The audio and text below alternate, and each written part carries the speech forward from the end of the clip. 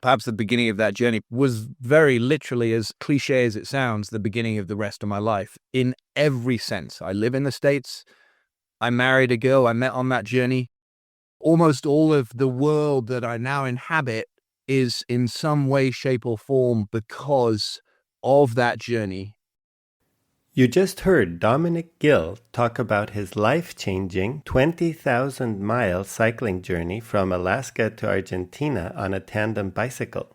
His remarkable expedition became the subject of his critically acclaimed debut film, Take a Seat, which garnered a special jury prize at the Banff Film Festival and was distributed in over 45 countries. Dominic, along with his wife Nadia, whom he met on his trip, established Encompass Films in 2011. The company has since created numerous digital shorts for prominent clients such as Specialized, North Face, and Red Bull. Dominic has also gone on to receive significant recognition for his feature films and documentaries. No matter what the format, he continues to focus on content with a strong human element. If Dominic's story sounds interesting to you, I invite you to take a seat and come along for one fun ride.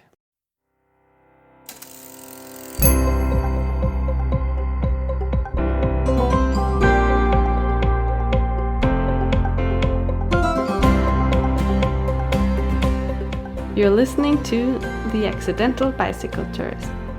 In this podcast, you'll meet people from all walks of life and learn about their most memorable bike touring experiences. This is your host, Gabriel Aldaz. Hello, cycle touring enthusiasts. Welcome to another episode of the Accidental Bicycle Tours podcast.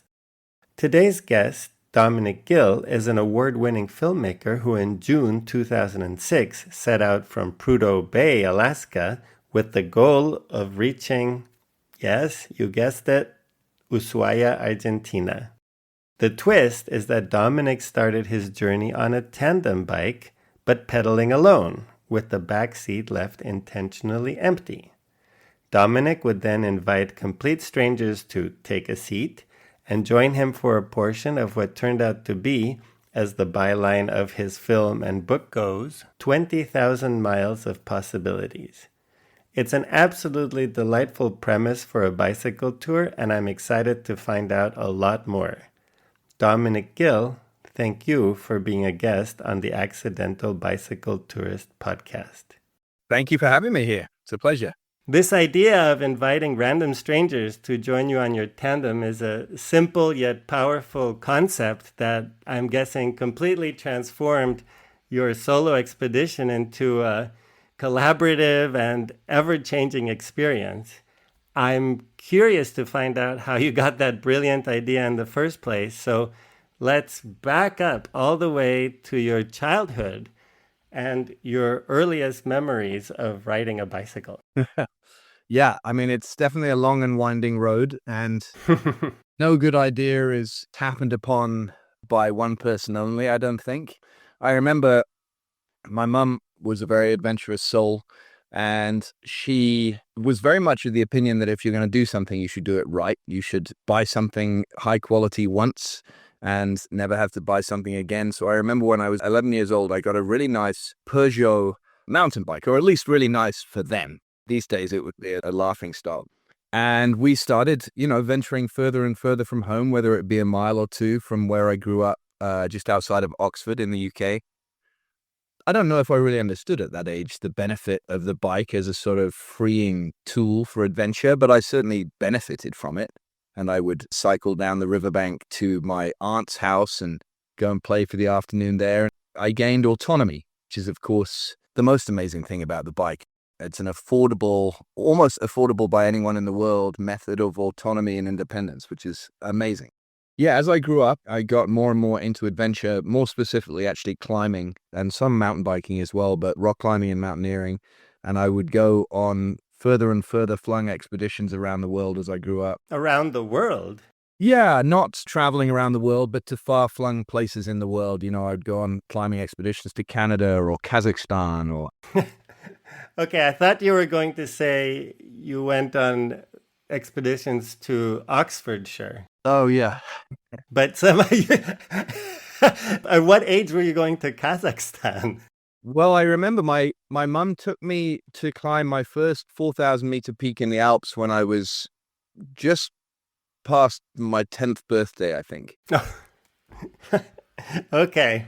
She pushed me to go and explore, and it wasn't the kind of pushy parent that expected excellence. It was more like, let's see if you like this and do with it what you want.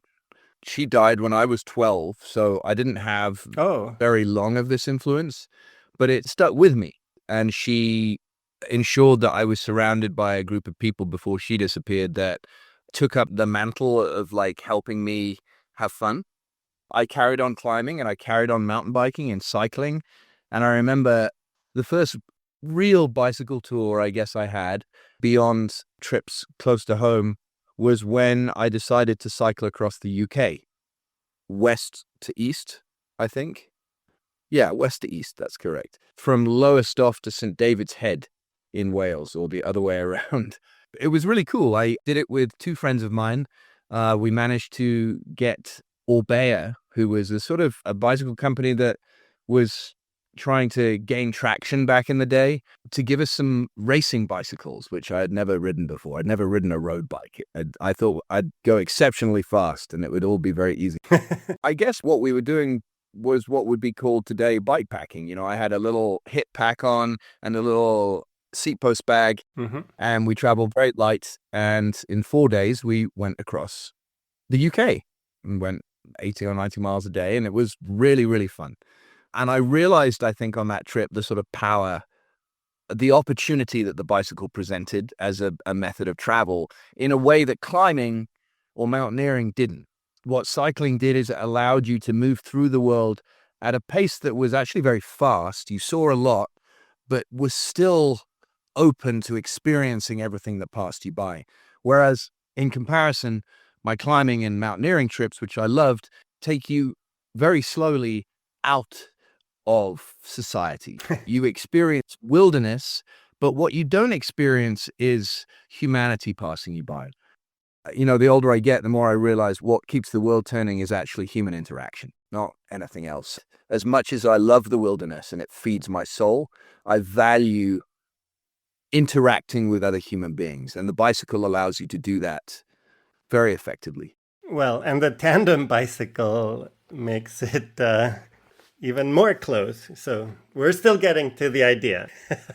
Yeah. Believe it, as convoluted as it sounds, this is all very linked. Oh, yeah. The friend I did that first trip with, we always thought one day we'd like to do a bigger trip together. By and by, I took a gap year, as lots of kids in the UK and Europe tend to do, and I worked as a carpenter in Vancouver, Canada, for the best part of a year, and I would take my weekends and time off to go adventuring and climbing up further north in Canada and do stuff. But I decided it would be really cool to do one long sort of linear expedition. You know, realizing that Vancouver is at the northern end of the Pacific Coast Highway, one of the world's most popular bicycle touring routes, I thought it would be really cool to cycle down the West Coast to San Francisco. I called my friend, my British friend that I had done that first little embryonic bicycle tour with in comparison, and asked if he wanted to come to Canada with me for 2 weeks and join me and do that ride. And he agreed, and he came over, and neither of us had bicycles. So we went to the local bicycle store and started exploring what we could rent. Neither of us had much money. We were young and not particularly flush, as they say. They started running through options. They all sounded very expensive, but I noticed, I think it's Canby Street Bicycles in Vancouver. They had a tandem mounted on the wall, and I asked them how much it would cost to rent that, and it was significantly cheaper than renting two bicycles. And so we're like, how hard can this be? They took the tandem down, and we signed on the dotted line and rented that. And then spent about 3 hours wondering if we'd made a very bad decision, crashing into almost everything around the neighborhood. But eventually we made it work, and we put some panniers on the side, and we cycled south quite quickly again. We traveled between 60 and 100 miles a day and had a lot of fun. But this was together on a tandem, two people on a tandem, as you'd expect. Yeah, that's the standard configuration. Right. how they were designed to be used exactly. And we got to San Francisco, and it was in many ways, a life-changing experience, although I didn't realize it at that time. Time went on, and I went to university and carried on doing all sorts of adventures, mostly in the climbing space. I got very seriously into rowing, actually, and that took over my life for a little bit. I studied environmental science and gone into environmental consultancy. About 5 years later, I realized I wanted to do another sort of life-changing expedition. And this idea of the tandem had always stuck with me as this amazing way to travel through the world with a friend that you have no choice but to interact with, which is an interesting experience. I think I developed a sort of ego around adventure by that stage. The sort of white television adventurer had been born by then, the sort of Bear Grylls and Ray Mears characters that we saw on TV that could survive in the wilderness with nothing but a toothpick. I think I thought that I was one of them. Okay. And wanted to sort of prove it to the world. I'd got into video, like amateur video making. I'd won a short film competition sponsored by the BBC. The world of work at that stage was as an environmental consultant. I decided actually what I should be is a professional explorer, an adventurer. So I developed a plan. I wanted to cycle a route a decent way around the world, let's say halfway around the world, that was uninterrupted. You know, there are various routes, whether that be London to Shanghai or Prudhoe Bay to Ushuaia. There are a couple of hemispherical routes that are fairly straight and kind of pure. I thought North and South America would be great because I would only have to learn one language, not various. And I could also stop at various points and climb at iconic places, whether that be, you know, incredible granite spires in Alaska, Yosemite, Patagonia. And so I developed this very adventurous, sort of hairy-chested plan of cycling a normal bicycle between these mountains. And, you know, since then, actually, various people have done stuff like this. But the idea was very much on a solo mission. I approached some TV production companies in London because I wanted to get some buy-in and support for this idea. And most people laughed me out of their office because I had no business being in television. I was not a television professional. This plan sounded like it was almost definitely going to fail. So why would anyone support me? One executive at a company called Ginger Television, which has long since disappeared, entertained the idea. And I remember he said, "This sounds great. We're interested in, you know, maybe helping or at least providing a cash for your video material. You send it to us, and when you get back, we can see what we can do with it." But he said, "There's something missing. Like, the world's seen this kind of thing before. You know, we've got these adventures on TV before." And I was a little bit offended, obviously, because the ego in me thought, "What are you talking? This is a brilliant idea." He said, "No, but there's something missing." And I said, "Well, like what? Give me an idea." He said, "Well, something quirky, something a little bit different or kooky." He looked at me and said, like, "I don't know, what about going on a tandem and picking up strangers?" I thought the idea was a terrible one. Firstly, I thought just logistically cycling a heavily laden tandem on your own seemed like a bad idea. The idea of like anyone actually wanting to ride on the tandem with you seemed highly unlikely. And it took away from this like one man against the world notion that I'd built up in my head. But I was also a little bit desperate. So I remember a couple of weeks went by, and I think I had to sort of awkwardly admit that it was a good idea. Whether it would work or not, I didn't know, but I realized that there was an element of interest to this idea that was undeniable. And so I basically called him back and said, "I'll do it." Was the pitch then to have a movie as the output of this trip? I always wanted to create a film about the journey, yeah. The idea was that this would be the launch pad for boring old environmental consultant Dominic Gill to turn into world famous adventurer and explorer and, you know, the most interesting man in the world. That was my silly, immature concept in my brain. Well, you're aiming high. That's good. Yeah, totally. I was aiming high with almost, no qualifications that suggest I should do so, which is a very British, privately educated phenomenon. You see it all the time. It's been around for 250 years, and it's worked for more people than it should have done. It's funny because the other side of the British mentality is this self-deprecating side. It is true. I think the self-deprecation, it's often false in British culture. Oh, okay. It's very much a way of touting your excellence without seeming like you're doing so, but anyone in the know knows what's going on. Wow, that gets complicated. Yeah. The false self-deprecation. Okay. It does get complicated, but it's definitely a truism. Okay, so you called this executive back. Yeah. And I gave him the green light on his idea and that I would be stupid enough to try it. At which point he said, great. Okay, well, we'll hear from you when you get back. They didn't give me any support, but they did give me a mailing address that I could send digital videotapes back to, because I physically couldn't carry all of those on my bike at any one time. And so I thought, well, that's as good a thing to do as any. So I bought myself a beautiful tandem bike that I really couldn't afford, a Thorn. Yeah, that's a famous brand. Yeah, I mean, it's a stunningly built expedition tandem with S&S couplings, all steel so that it could be fixed with a roll-off hub. Ooh. It's worth explaining a little about the two components that Dominic just mentioned. S&S Machine manufactures precision stainless steel couplings that are installed in the top and down tubes of a tandem frame. While in operation, the couplings form rigid joints that maintain a normal riding feel. Using a special wrench, or spanner as Dominic would call it, the couplings can be loosened, allowing the frame to be split in two and packed into boxes that conform with airline luggage limits. As for the roll-off speed hub, it's an internal gear hub that replaces a cassette and rear derailleur on the drivetrain. The classic 500/14 model has 14 gears covering a wide range. Although significantly heavier than cassettes, it requires less maintenance and has a longer service life.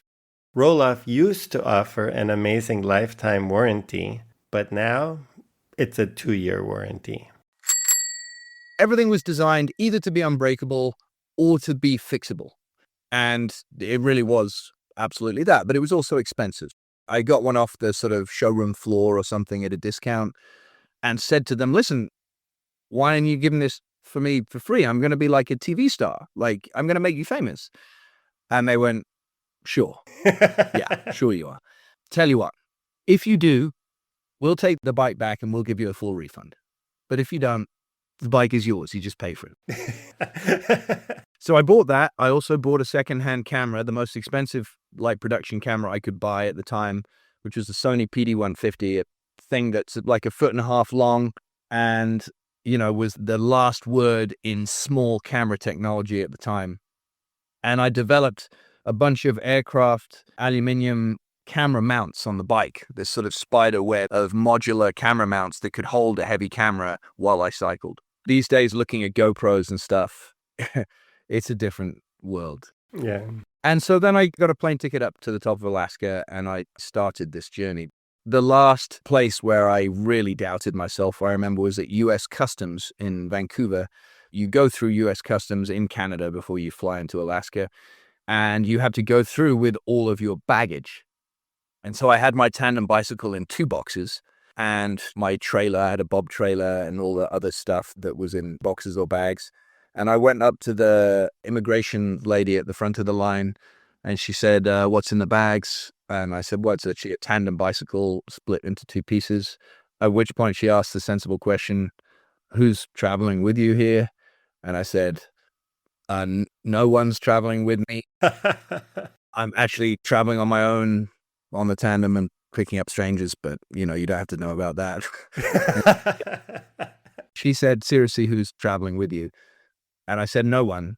At which point she asked me to get out of the line and give me a more thorough interrogation. Give you a full psychological evaluation. Exactly.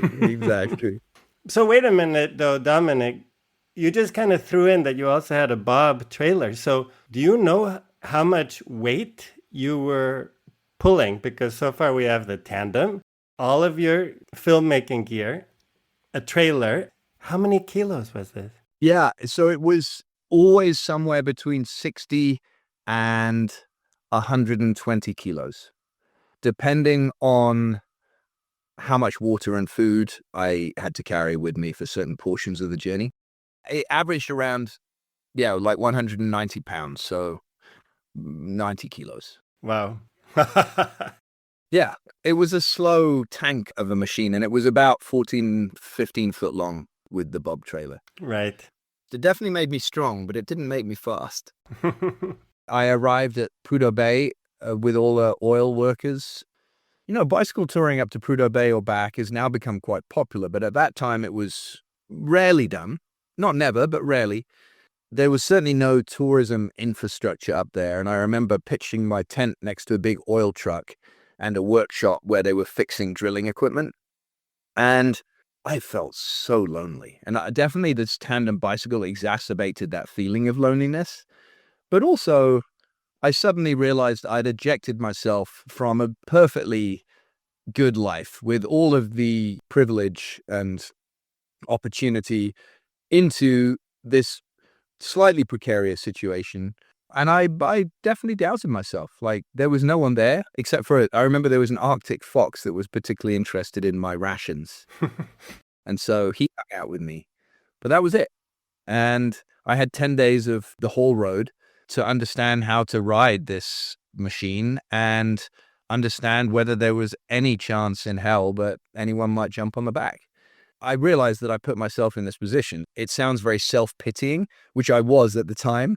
But looking back on it, it's like, you're a privileged idiot, But it was a funny feeling. I definitely felt unsure of what I was just about to embark on. So that begs the question, how did you pick up your first passenger? Because the first one is often the hardest one. Absolutely. Well, first of all, I made the mistake of thinking of them as passengers, but obviously any tandem enthusiast will say they're definitely not passengers. They are stokers. These people are additional horsepower, in theory. Yeah, okay. Point taken. So what happened is I had about 5 days of really not seeing a living soul other than oil trucks going past me. You're cycling along the tundra in Alaska, which is a tragically beautiful landscape. There's very little there. The sort of minimalism of it makes it very hypnotic and interesting. Your only partner is the oil pipeline about half a mile away from the road, parallel to the road. And I would stop every day and fish in a little creek and get food and eat my rations and feel lonely. On about day 5, I came across a Jeep that had driven north, and it was full of kids, American kids, like a little younger than me, on a sort of, road trip of a lifetime, equivalent in some ways to what I was doing. There were 4 of them in this ragtop Jeep, and one of them wanted to get on the bike. Just like that, we found ourselves camped next to this creek, and I was, of course, very excited to be camping with other human beings. And we talked, and they were great. And Charlie Kunken, his name was, a New Yorker, said, hell yeah, I'm going to get on the bike, and then my boys can meet me 2 or 3 days south. Oh, wow. Okay. That is what happened. And it was a very joyous moment for me that I realized that what I had represented an opportunity for other people, or for a select group of other people, I guess. We spent, I think 2 or 3 days cycling together, and the Jeep would sort of leapfrog us occasionally. They'd go and do their thing and occasionally meet up with us. It was real fun. It was a funny, tiny, miniature roller coaster of like sadness, loneliness, and jubilation, which became the kind of blueprint for the next 2 years of my life. The roller coaster. Yeah. And not as much because of the sort of physical challenge, although that was obvious. Because of the obvious nature of that becomes a constant, right? The roller coaster was an emotional one of meeting people in some way, falling in love with these people and falling in love with this idea of like company, and then by your own design, ejecting it and casting yourself into a lonely state again, and then the wheel goes around again and again and again and again. I hadn't considered that as the most challenging part of the journey. I'd considered the sort of physical hardship as the hardest part. Right. And it also doesn't fit in with your image of this conquering adventurer, that the emotional part should be the hardest, because you thought maybe that it would be about physical strength. But that's interesting. Yeah, I agree. And I'm not wanting to get ahead of myself, but perhaps the beginning of that journey was very literally, as cliche as it sounds, the beginning of the rest of my life in every sense. I live in the States. I married a girl I met on that journey. Oh. Almost all of the world that I now inhabit is in some way, shape, or form because of that journey, whether it be the fact that I'm a professional filmmaker, because that film worked, or because I work in the bike industry, because that journey allowed people in the bike industry to trust that I know something about cycling. Yeah, it changed my life completely. What do you mean you work in the bike industry? That documentary was a relative success. I came back and I did scramble together a documentary that aired in the UK called Take a Seat. While I made no money on that at all, it was a great calling card for what I wanted to do with my life. I wanted to be a filmmaker. That calling card was all I really had. I didn't have a professional education in filmmaking. I didn't go to film school. I never worked my way up a film production company. But then when I moved to America, when I moved in with a girl that I met in Bolivia who was from Los Angeles, born and raised in Los Angeles, she and I started a production company together. She was a lawyer. I was an environmental scientist. We both decided we wanted to make film. Of course. Our first port of call in terms of getting clients in the sort of branded content commercial space was the bicycle industry, because that was where I had the strongest connection. I'm sure you'll remember a brand that's still around called Blackburn Design. Sure. They make all these accessories for cycling, and Jim Blackburn was a pioneer in the world of bike touring back in the day. Well, the Blackburn rack Exactly. is his design and is the iconic rack that's been copied many times. Yeah, that was the blueprint for sort of modern day bicycle touring in many ways. Exactly. We used to go to trade shows to try and garner interest for like branded storytelling, we call it.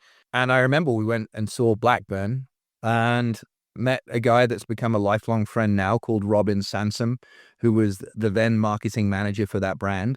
He was ahead of his time in many ways, and he had the vision that he wanted to tell stories about normal people doing relatively extraordinary things and allow Blackburn, the brand, to be a part of those stories. So not commercials per se, but now what we know as branded content. And so he contracted us to start making stories about people that the brand supported cycling routes like the PCH, the Pacific Coast Highway, or the Great Divide on mountain bikes. And so our production company got going by flying to the middle of Montana or somewhere in Central Oregon, meeting up with these bike tourists and filming their stories on behalf of Blackburn. Gradually, we developed a repertoire of films, mostly in the bike space initially, but gradually we expanded from there into what we do now. It was all because of that tandem bike journey that Robin was able to trust me initially to make this content. And your company is Encompass Films. Correct, yeah. And when you say what we do now, what other areas have you expanded into? We expanded from doing fairly traditional adventure sports and extreme sports coverage and commercial and branded content with, the likes of Red Bull or North Face or Specialized or whoever it is. These things that now are a very common part of the sort of media landscape. We gradually and fairly organically spread more into what I'd call more human stories, where the subject is secondary and the character is primary. And using my background in environmental science and my love of the outdoors, I would say we subtly changed the nature of our offerings and our storytelling to now be very wide reaching. And I would say what we do now is tell stories about anyone and anything that has one foot firmly planted in the outdoor environment in any way, shape, or form. So whether that be a scientist that skis the polar ice caps looking for bacteria that, may help digest plastics, or someone that lives on the street in San Francisco that is forging human connections with those around him. And we do very well in the outdoor environment, and the outdoor environment fuels my imagination. So I like to make sure that's always a part of every story we tell. Sounds good. I'm still tied into the cycling industry. I still make cycling films when I'm asked to for people like Shimano or individuals. And actually, there's a relatively famous ex-pro rider, now pro gravel rider called Pete Stettner in the States, who used to be on the European tour. And I'm making a film with him at the moment, which is really interesting. He's retiring from the sport of professional cycling. And we're making a film about how difficult it is to retire from cycling because it's become an identity. It's really a film about quitting while you're ahead, which I think is the secret to happiness. It's very difficult to learn the lesson that you can't always chase youth without making yourself very unhappy. And so we're making a film about the struggle of when to hang up your hat in order to keep a firm grasp on happiness in life. So still using the storytelling vehicle of cycling, but really the overarching story is much bigger than that, much more universal. And I'm really enjoying these days using sports or adventure or outdoors in some way, shape, or form as a method of doing that, of telling universal truths. Sounds fascinating. It is. I'll also add, and this might add a little bit of context, I think I got bored or frustrated with this idea that I originally set out with, which is a hairy-chested white man jumping off things or climbing up things or traveling across things like no one has ever done before. That is old and honestly small-minded and the least interesting part of what the world has to offer in terms of human stories now. As a side note, it's interesting.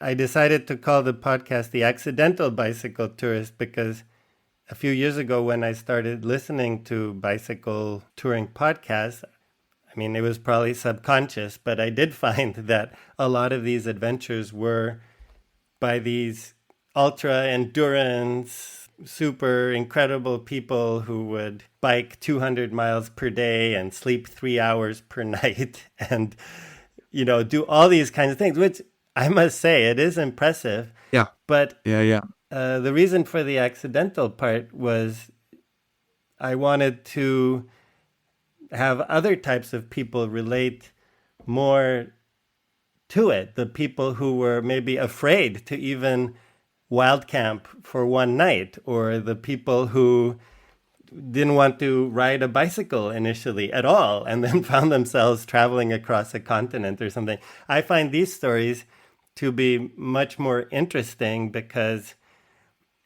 everyone has these fears, or you talk very openly about the loneliness you felt. And on social media, there's, like on these podcasts, there's this misconception that the people who are out there are just like, man, look at this, climbing another huge mountain and looking great doing it.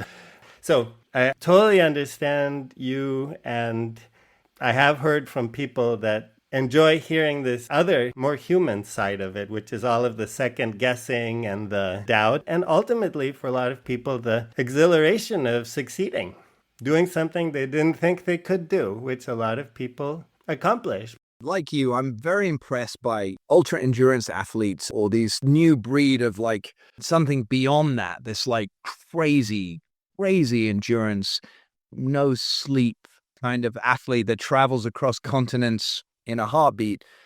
There's a big part of me that thinks that is really missing the point of why we're here on this planet. If you are traveling through country after country, not interacting with the people around you, quite apart from the fact I think it's a little bit disrespectful, you're missing the biggest opportunity we have to understand why we're here and understand the joy of this planet, which is looking at someone in the face and interacting with them in their territory. There's so much to be gained from that. Like I say, this is something I discovered in spite of myself, right?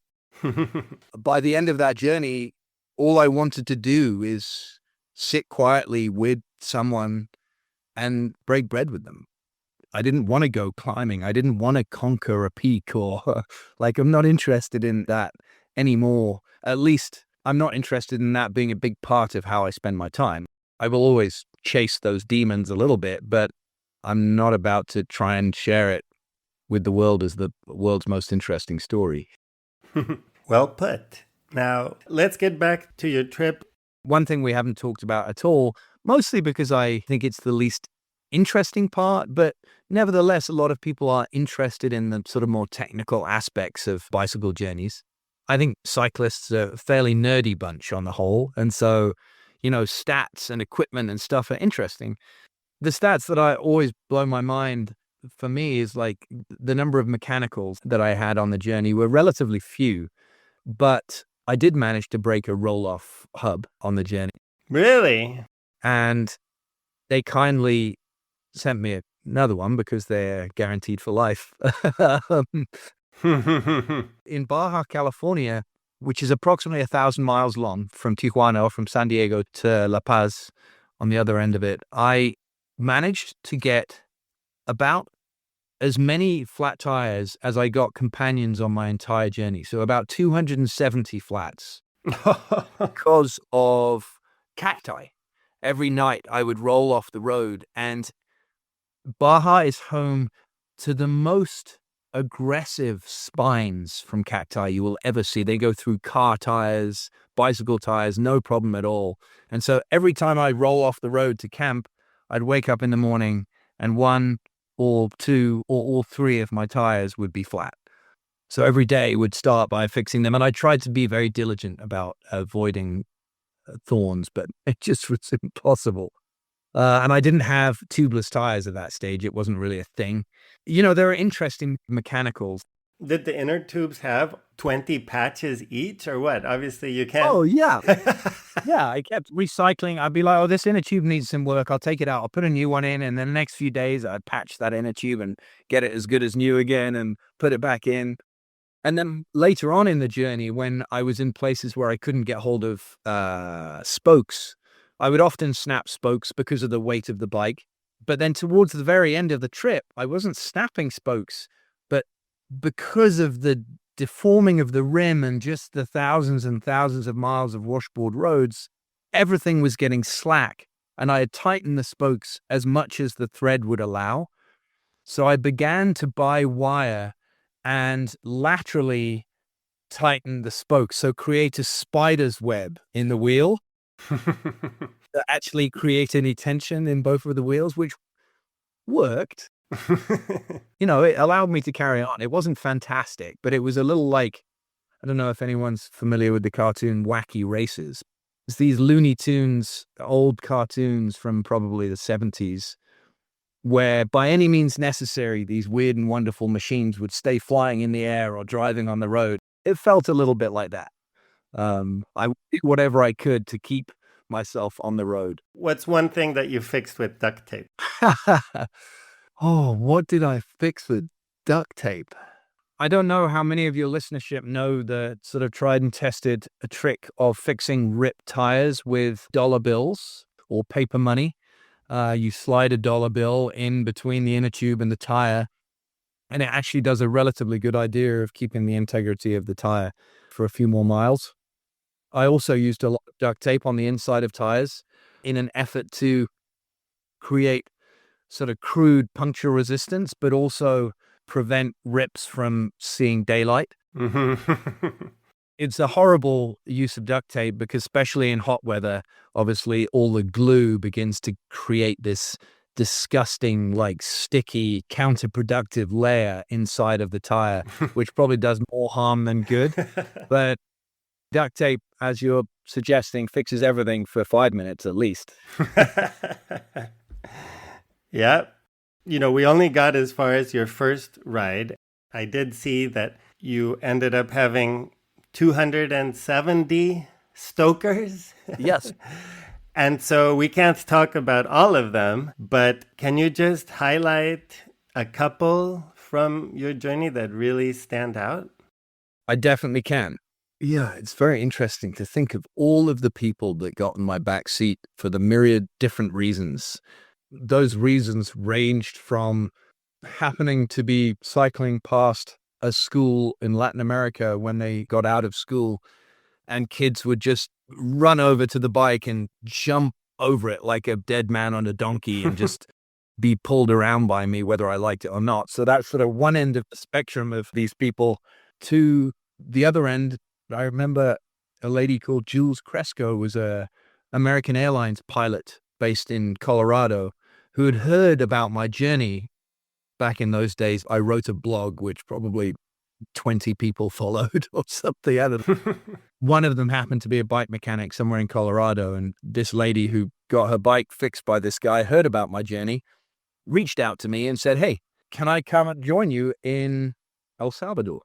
And she ended up piloting an American Airlines flight into El Salvador, packing her captain's uniform into my bob trailer and cycling through El Salvador, Honduras, and piloting another commercial aircraft out of Nicaragua. So she joined me for the best part of a month or so. So some people really traveled to come and be part of the trip, which was amazing. How is that, though? We've talked a lot on the podcast about how it's important to really be compatible with your travel partners. And unfortunately, relationships have ended. People who thought they were compatible went on a bike tour together and they ended up splitting up. The word that I use is always intense. It is intense to be with a person on a tour. And so it's a little bit mind-boggling that suddenly you're traveling with an American Airlines pilot for months. Were you compatible with this person at all? It just seems absolutely astonishing. Well, I think what helped is the fact that I was most of the time loving the idea of having company. And again, the roller coaster has two ends to the ride, right? There's this yearning for company, exhilaration of having company. And then, as you say, relationships, one way or another, run their course always, whether that be over an entire lifetime or over a couple of hours. One thing I tried and most of the time succeeded, I think, in doing was I realized I'd made this. I had invented this silly journey. So the last thing I should be doing is telling people not to be a part of it, right? So if people wanted to jump on the bike, I would try never to prevent them from doing that. And I would also try not to tell them when they had to get off. However, human interactions self-regulate. If you're getting on really well together, someone might be like, I was going to get off in the next town, but how about I hang out for another couple of days and find a way back to where I was going to go? Or often the other way was true, which is, you know what? You can just drop me off here. Right now. Right. That actually didn't happen very often. No, I don't think so. It's a little bit like hitchhiking. People always say, wow, you're so brave picking these people up. They could murder you. They could do anything. And I'm like, wait, I'm brave? I have everything I need relatively to survive. I have my bicycle. I have all of my survival gear. I have my machete. I have, everything. My world is here. This is my house. This is my fortress. And someone is choosing to join me and leave everything they know behind. Who is the brave person here, right? Who is the person at risk here? It's the person getting on my bicycle. So in many ways, especially the women that chose to join this journey, and a lot of people chose to join it because it was a way of, I think, experiencing bike touring with company before perhaps trying to, go out and do it solo, were extremely brave for trusting that I was not a very strange, potentially threatening person. Yeah. The relationships ran the gamut from becoming lifelong friends with people or falling in love with people to being okay if they were only going to be on the bike for 15 minutes. Okay.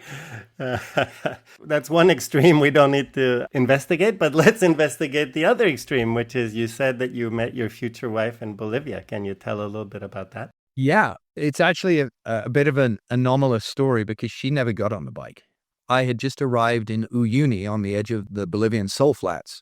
It's strange to think that I'm old enough now that I did it in a time that was very different back then. Now it's a sort of Instagram paradise that everyone knows of. But back then it was this sort of Dali-esque landscape that people may have read about in strange novels, but no one really knew about. And I met Nadia, is her name, who was traveling independently in Chile and Bolivia, trying to deny the fact that she had just become a lawyer and she didn't really know why.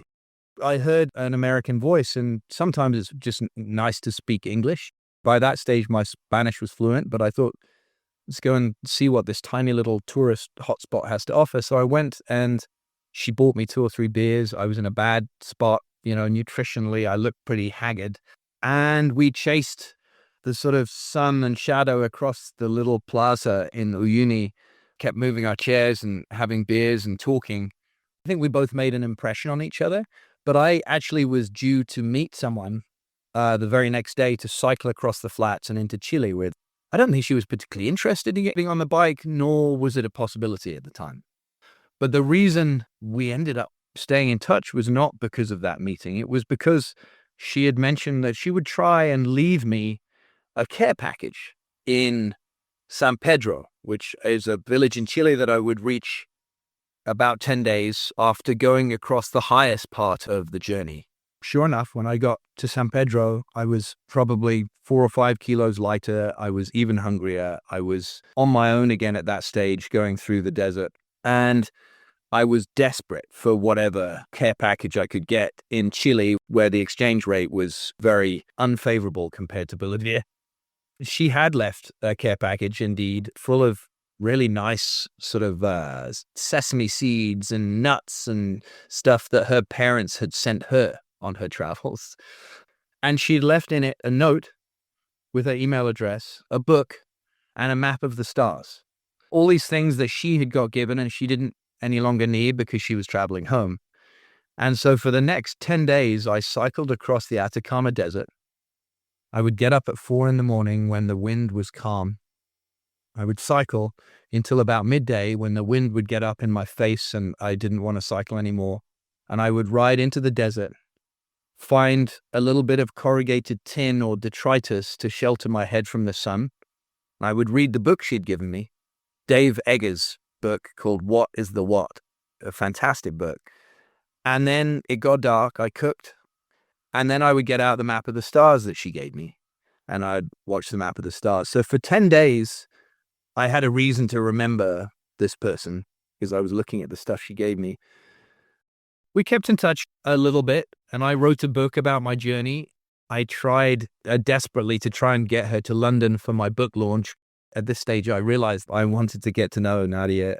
She did come to London for the book launch, and 2 years later, I went to Los Angeles to make a sort of spin-off, my next documentary, and I asked to sleep on her couch. Facebook had been invented by then. I got in touch with her. She said that I could come and stay. I fell in love and spent the next 6 months from the UK writing love letters and trying to convince her to date me. And eventually it worked. After that one meeting, we had this incredibly accelerated dating from afar. And then I moved to the States. We moved in together. We started our production company. We started working together all simultaneously. There was no trial period in our relationship. And here we are living in Lake Tahoe together with no kids, but a beautiful dog and an incredible life and company. So that's the more extreme end of that journey. Yeah. I think you may be even surprising yourself when you describe how it went. Well, it's nuts, actually. And she's in Spain at the moment. I haven't seen her for 2 or 3 weeks, and they say absence makes the heart grow fonder. And so I'm thinking, yeah, this is actually really cool. What a way to meet. Since this movie was made, all of the characters we've talked about, have you filmed them in some way? When you describe the scene in San Pedro de Atacama and you're sitting with Nadia, is there a camera rolling somewhere that we don't know about? Or how does this work as a filmmaker and also you have your life? How do these two things come together for you? It's a really good question. I made a decision early on, partly because I was an immature filmmaker. I had no experience. I, to a fault, often put the camera away for extended periods of time because I wanted to live this adventure primarily, not film this adventure. And while cameras actually affect people a lot less now because we all have one in our pocket, back then getting a camera out was a very significant action. You know, it either caused people to play a part, and act up for the camera, or it made people very uncomfortable. And very rarely was it something else. It was one of those two things. The typical scenario that we've all seen is you get a camera out and 5 or 6 young children gravitate to the camera and get in front of it, which is beautiful, but it changes life. And I didn't want to do that for 2 years nonstop. So sometimes for 2 weeks at a time, I would just live my journey, particularly when I was tired or having very special experiences, which the filmmaker in me now, in hindsight, would say, that is exactly when I should have got the camera out. That is what makes the world-changing stories. But at the time, I didn't care. I just wanted to experience this for myself. So, was there a camera rolling when I met Nadia? Absolutely not. Was there a camera rolling when I was crying in a refugio somewhere, feeling very sorry for myself? Unlikely. But in 2 years, I rolled the camera enough to get plenty of footage. I think I got 260 hours of footage in the end. And could it have been a much better, much more heartfelt, much more profound film? Absolutely. But I was neither experienced or mature enough necessarily to do that. But I also, first and foremost, wanted to have a personal experience. And you mentioned that there was also a book. That's a bit of a surprise. So how did the book come about? I love writing, and I wrote 10 or 15 exercise books worth of journals on that trip. I developed a love of writing, I think, on the journey. When the film came out, it came out quite quickly, like 8-9 months after I got back. A literary agent got in touch and said, would you consider writing a book? I thought it's funny. I would always love to have written a book about this journey, and I have, so much material on hand to do so. And so then I wrote a book, and it was published by a really great publisher. I was very lucky that the whole process was not the minefield that book publishing often is. Again, it's a book called Take a Seat, the same name as the film. People seem to enjoy it, but not in hindsight. I look at the book, and in the same way as the film, it's a great document of the journey, but it's also immature. A lot of it lacks not honesty, but some of the details of more vulnerable moments that would have been interesting to detail. Like, I was not as open and honest as perhaps a really awesome travel book requires. I guess I wasn't ready. I wasn't grown up enough to do that, I think. And I think a lot of people often fall into that category when they write travel memoirs. It's a little bit surface level, but at the very least, I think hopefully it was an interesting document for people to enjoy. In my research, I also noticed that there were spin-offs. Yeah. You took the Take a Seat concept to other places. I don't know if I want to call it a franchise. That might be a bit extreme. But can you just talk a little bit about that? How many Take a Seats are there? How many trips did you do?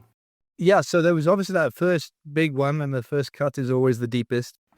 On that trip, I met an old man called Ernie in California who I was inspired to dream up another tandem adventure with. He was an older man with leukemia that had always had a dream of cycling across the country, but was too old and sick to do so on his own. So I thought, well, the tandem is a fantastic device to do that. And so I developed a spin-off idea and got support for a spin-off idea of cycling across the States with Ernie. I would discover America and he would rediscover this country he'd spent his whole life in. I developed support for that. I got an amazing semi-recumbent bicycle for it. And then literally at the 11th hour, he got too sick to go on the trip. Oh, no. So I was left with financial support and a bicycle to do an amazing journey, but no companion. Nadia actually helped me scramble together a plan B. And we took 10 different people with different disabilities that prevented them from having an independent adventure across the States. We, for instance, picked one guy up in LA and cycled to Las Vegas with him. And then we got to Las Vegas. We made sure he could get home safely. And then we went in search for 24 hours of another person that madly wanted to go on this trip. And we would knock on the door of institutes for the blind or prosthetics hospitals or, special needs facilities, and spread the word that we had an amazing, comfortable seat with a freewheel mechanism to allow someone to take part physically as much or as little as they wanted in the next leg of our journey. And in that way, we found 10 different people for 10 different legs and traveled for 4 months across the country with people that in some cases were non-verbal, non-ambulatory. It was in many ways the most special thing that I've ever done from a storytelling perspective. It was magical. I learned so much from these people. And talk about brave. A blind person 100% embracing perfect strangers to look after them for the next 6-10 days in a territory that they have no idea where they're being taken in reality. And they also had no advance notice to get accustomed to the idea that they would be doing this. Right. That's incredible. It speaks to how badly they wanted this sense of adventure, way more than me. It blew my mind. One particular girl called Rachel that we met in Minnesota, she has cerebral palsy. She couldn't walk unaided. She was nonverbal. She communicated with a word sheet. One of her carers begged us, said, listen, I know that all the medical journals and stuff will say that you should absolutely not be doing this, but they begged us to take Rachel. And she was, in so many ways, the most capable adventurer we had because she said yes to everything. She was tired of being told she couldn't do things. She said yes to absolutely everything. And it was a really humbling and amazing experience. So that, in short, was the first spin-off called Take a Seat, Sharing a Ride Across America. Did you ever watch the classic movie One Flew Over the Cuckoo's Nest? Of course, yes. Remember when the Jack Nicholson character takes all of the other patients out? On a field trip. On the bus field trip? Yeah. Nurse Ratched and all the other people are going ballistic, and he just grabs that bus and he takes them, and they have the greatest time because they're doing something. They're not just wasting away in some facility. It brings tears to my eyes thinking about it because it's so... Ego is the prerogative of the young, I think, in some ways, and I was still pretty young. There was still part of me that was like, I am cycling these people around. I missed the point in so many ways, even at the time, and I think back on it and it's just, it's a really humbling experience. And it was worth mentioning that my last companion on the Alaska-Argentina trip became a very good friend, Alonso, a Chilean. We became such good friends that I trained him up to drive the support vehicle and film on that journey across the United States. It wasn't about being unsupported. Obviously, with these people with special needs, we needed a way in which to look after them if necessary. Sure. So he drove our sag wagon and filmed. And so there was this lovely thread from the first journey into the second of this guy that didn't speak any English, but he was a much, in many ways, wiser person than I was. He took such good emotional care of all my bicycling companions on that journey and was such a valuable part of the journey. And Nadia also joined me on her own bicycle and cycled alongside us. It was a really lovely evolution. Yes, and it makes me think of how Alonso's life changed the moment he hopped on to the tandem. He could not have imagined that anything like this would happen. What an experience for him as well. Yeah. I consider myself so lucky to have met him and had his companionship as well. Wow. And so you say that was the first spinoff. Yes. And then there's more. Well, then Nadia took some of the storytelling reins, and Nadia is half Egyptian. Her father flew MiG fighter jets in the same Air Force battalion as Hosni Mubarak. Okay. One man becomes a despot or a dictator, and the other man ends up being a humble contractor in the United States. When the Arab Spring or when the unrest started happening in Egypt and North Africa, she developed obviously a keen interest on the situation. Hosni Mubarak was deposed, and I was in the edit bay of sharing a ride across America still when I remember she burst in one day and said, we should take this concept to Egypt now and cycle around Egypt, picking up young Egyptians to take a temperature on how culture was changing in that country. And at the time, it was an exciting change, right? They were getting out from under the thumb or the boot of dictatorship.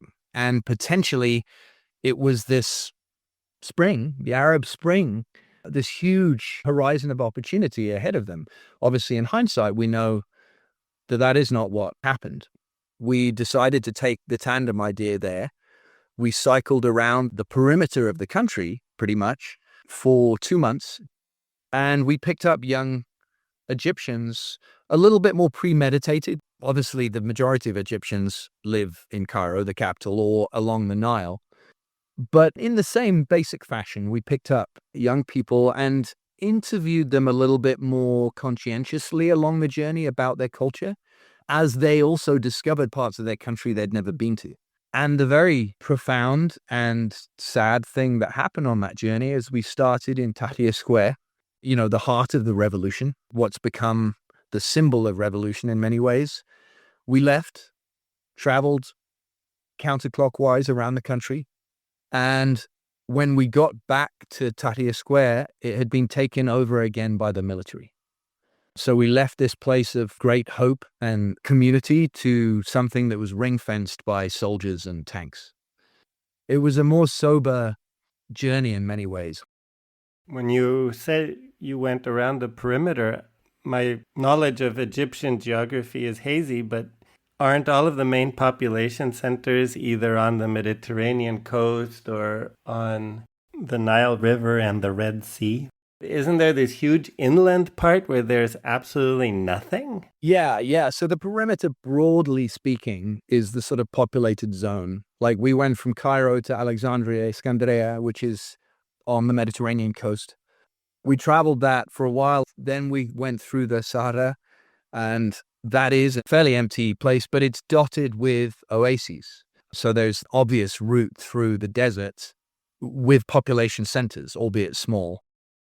And then we traveled some of the Nile, which obviously, again, is a ribbon of development and population, and then through the Sinai Peninsula, and back across the Nile. So we traveled through some wilderness, but really, if there's a road, you are going to be going through the populated areas one way or another. Yeah, the piece I was missing were the oasis hopping.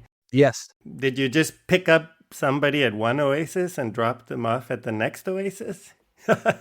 We would, but as I say, a lot of the time it was a little bit more premeditated because sometimes they would take a bus from Cairo, Alexandria. Okay. So it wasn't as spontaneous, and definitely in Egypt, I think it would have been more difficult.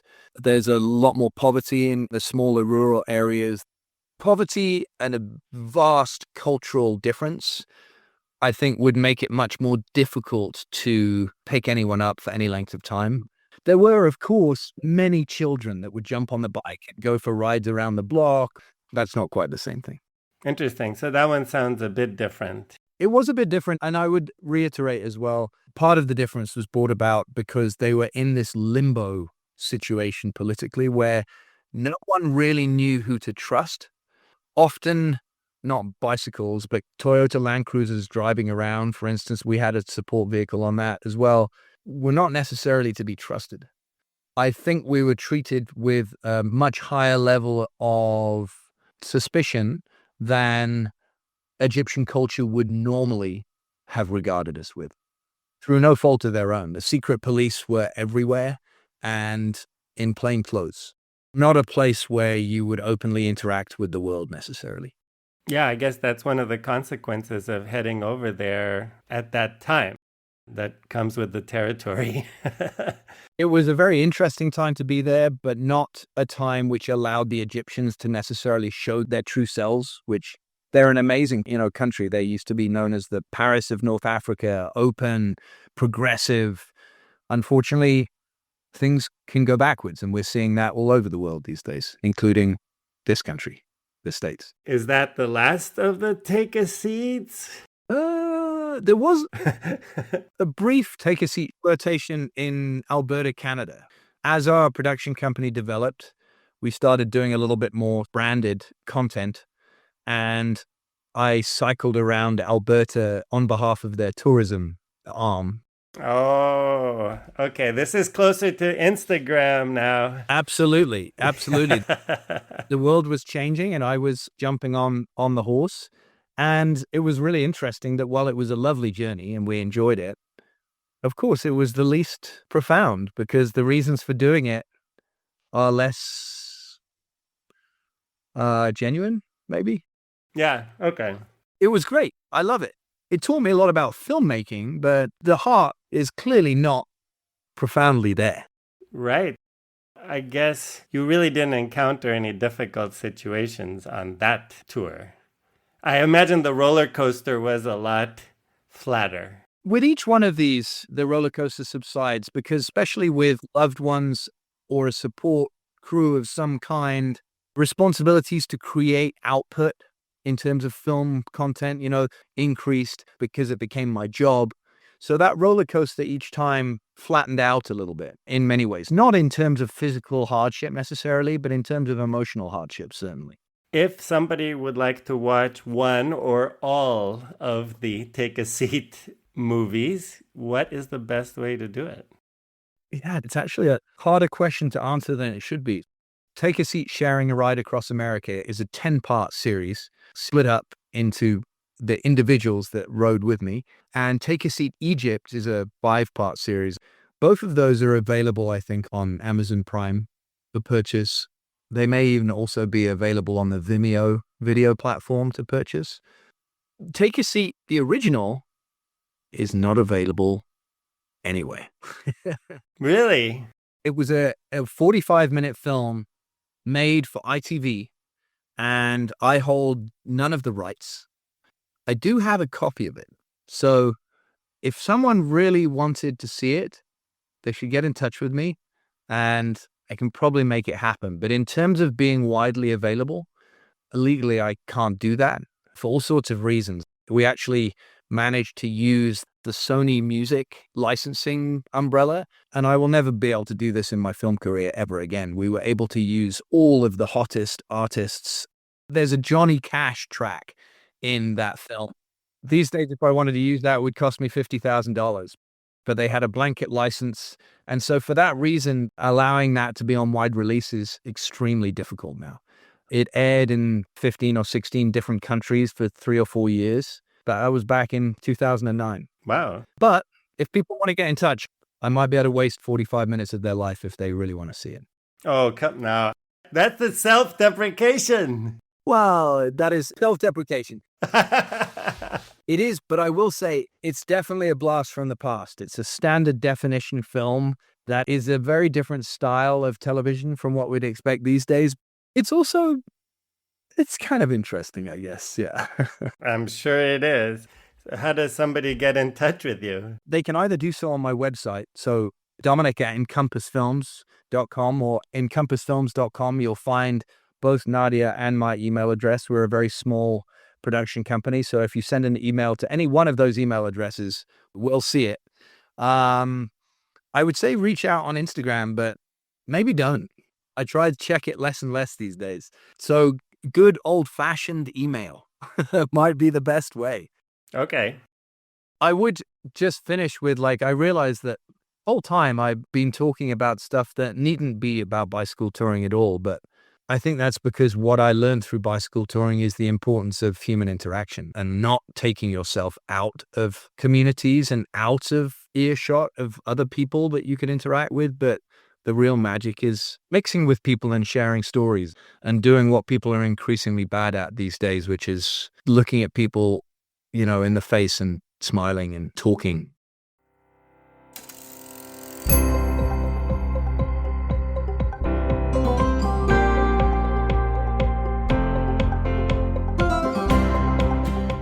The transcript for this episode is available on the Accidental Bicycle Tours website. I welcome feedback and suggestions for this and other episodes. You'll find a link to all contact information in the show notes. If you would like to rate or review the show, you can do that on your favorite podcast platform. You can also follow the podcast on Instagram. Thank you to Anna Lindenmeyer for the cover artwork and to Timothy Shurtell for the original music. This podcast would not be possible without continuous support from my wife Sandra. And thank you so much for listening. I hope the episode will inspire you to get out and see where the road leads you. When I was 15 or 16, I think, I decided to cycle across the States to raise a little bit of money and have an adventure. No, not the States. Sorry, the UK. I'm getting ahead of myself now that I live in the States.